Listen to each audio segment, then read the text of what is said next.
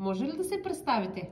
Здравейте, аз се казвам Цветомир Цонев и съм един от организаторите на конкурса "Билките оживяват чрез децата". И в момента правим шапка, която ще бъде поставена в 11 видеа, които ще бъдат споделени в нашата Facebook страничка в помощ на вас. Аз казвам Дорохета Тракисткица, пратни ми е. Здравейте и от мен, аз съм Галена Върбева, автор на приказката "Баба Мравка и лечебните билки" и съм преподавател от град Шумен. Кои правила трябва да следват и къде могат да ги изтеглят детските градини? Най-важното нещо за правилата е, че те ще бъдат публикувани в нашата Facebook страничка "Билките оживяват чрез децата" и оттам всички детски градини ще могат да си ги изтеглят и да се запознаят с тях. Как ще бъде разделена приказката и по коя сцена ще трябва да рисуват децата? Приказката ще бъде разпределена на 10 основни сцени, плюс една допълнителна, тъй като трябва да илюстрираме и задната корица на нашата книжка.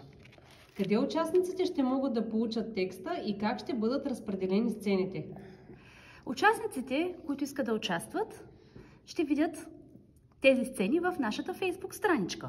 Ние ще направим прочит на приказката в отделни видеа. Как могат детските градини да бъдат полезни за този проект? Детските градини, най-важното нещо, което за този проект е да искат да участват в този проект и другото, което е много важно, те да харесат нашата Facebook страничка, да я споделят в тяхните страници, за да могат да приканят родителите на детската градина да харесат нашата страница и така да участват в самия конкурс, като харесват публикациите, които те са направили.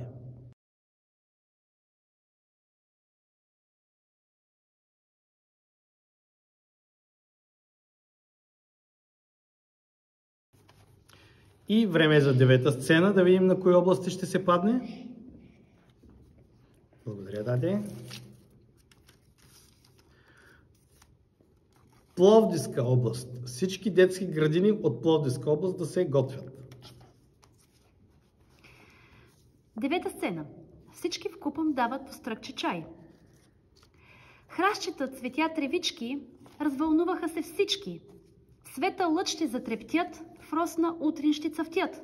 Кой с кого ще си играе, се разбраха, то се знае. Всички бързо се сдобриха. Чай да дават, вмиг склониха.